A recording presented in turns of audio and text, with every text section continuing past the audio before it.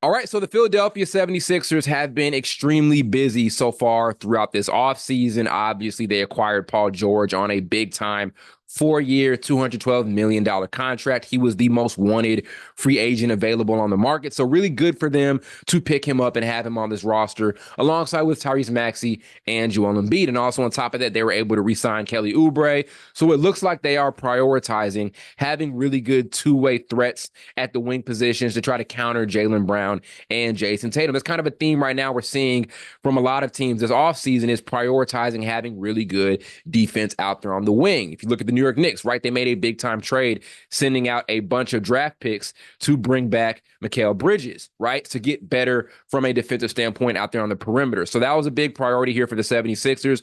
Those were two really big front office moves to re-sign Oubre and bring back Paul George. And also on top of that, they have a big three with three all-star players, right? Paul George, Tyrese Maxey, and Joel Embiid were all all-stars last season. Those are three guys who can put up 20-plus points per game. So this is an elite roster. This is an elite core, one of the most elite cores throughout the entire league. But even with this, I'm holding back on my excitement for the 76ers because we've seen them do this before, right? They've had really, really talented rosters and teams around Joel Embiid over the years, and they've still disappointed. Think about it. Back in the 2021-22 season, they went and got James Harden, and both seasons with him, despite he and Embiid having this really good 1-2 punch, and even a season where he and Embiid and Maxey all averaged at least 20 points per game, they never got past the second round of the playoffs, right? And even going all the way back to like 2019, they got Jimmy Butler as a scoring option on the perimeter next to Ben Simmons and Joel Embiid,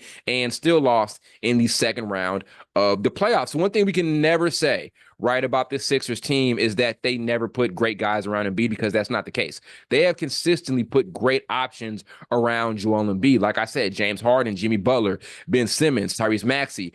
Those are the players that have paired alongside with Joel Embiid. And even with that, they have not been able to get over the hump over the years. So like I said, we've seen the Sixers have these really good teams on paper and still not convert come playoff time, either due to injuries or lack of consistent postseason performances. And the thing with having Paul George playing with Joel Embiid is that those guys both carry that reputation. Embiid is either consistently hurt, and even if he's healthy, he's not a consistent performer in the playoffs. Joel Embiid has always kind of had that issue with sometimes who kind of shrink in big playoff moments. Same with Paul George, right? I know last year Paul George was healthy, but before that, since like 2019, I don't think he played more than 60 games, right? And on top of that, he's not been known over the years as the absolute best playoff player. Sometimes he's got it, other times he doesn't. So bottom line, like I said, is we've seen this before for the Sixers. We've seen them have these really, really good talented teams on paper and still not be able to get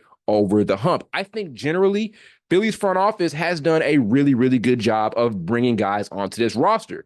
Period, point blank. Like over the last couple of years, we're talking James Harden, Tobias Harris, Ben Simmons, Jimmy Butler, just to name a few. Those are really, really good players. It's just always come down to either injuries or consistency of those guys. So again, my question is, what makes things different this time around? Right? What makes things different this particular offseason to make us more excited than what we've been the last couple of seasons? It was kind of the same thing with the Celtics last year. They had a really active offseason, but still, despite that, fans held back a bit on their excitement because they were like, yeah, we've seen you guys have these amazing off seasons, build these amazing rosters, but you're never able to get to that level to where you're a championship team, right? And obviously last year they converted, or last season they converted on it by winning a title, but the Sixers are in this similar spot where fans are kind of like, well, we've seen the front office do really well and bring a lot of talent together, but we've never gotten over the hump. So they're not going to be truly excited until they're convinced that this is a team that can play championship level basketball. And that's kind of a theme throughout the league in general. I think fans are kind of at a point where it's not cool. It is not really exciting to see these superstar pairings happen in the off seasons anymore. Maybe like 10 years ago, like last time I remember being excited about like a quote unquote super team was when Dwight Howard and Steve Nash went to play with Kobe in LA. Steve Nash was an all-star in 2012 and so was Dwight Howard. But now it's kind of like the excitement with that has gone away, right? Seeing these all-star players get on the same team together, We've seen it not work a lot of times. So there's not much to be excited about with that. With the Brooklyn Nets, you got Kevin Durant, James Harden, and Kyrie Irving all on the same team, and they still didn't do anything, right? Or with the Phoenix Suns, Brad Beal, Devin Booker, and Kevin Durant didn't even get out of the first round. Had a very disappointing first round against the Timberwolves. Fans are at a point to where they're not excited about these big-time offseason moves anymore because we've seen these teams get to that level, that playoff level, and not convert. And that's where the Sixers are right now. So again, great front office work to bring over a guy like Paul George and have him as an option around Tyrese Maxey and Joel Embiid. But still, I have to suspend my excitement a little bit until I'm convinced that they can be consistent from a health standpoint and that they, when they get to the playoffs, can be consistent from a scoring and offensive standpoint, because we know, like I said, Embiid has shrunk in playoff moments on the offensive end, and so has Paul George at times. Last year in the first round against the Mavericks, he only averaged 19.5 points per game while Kawhi was out for a significant part of that series. So again, great front office work, but how do we know that this year is going to be different than other years? Now, here's the upside. I do think having Nick Nurse as a coach is a better coaching situation than having Doc Rivers and Brett Brown. I've always been under this impression that Nick Nurse is one of the best coaches, one of the 5 best coaches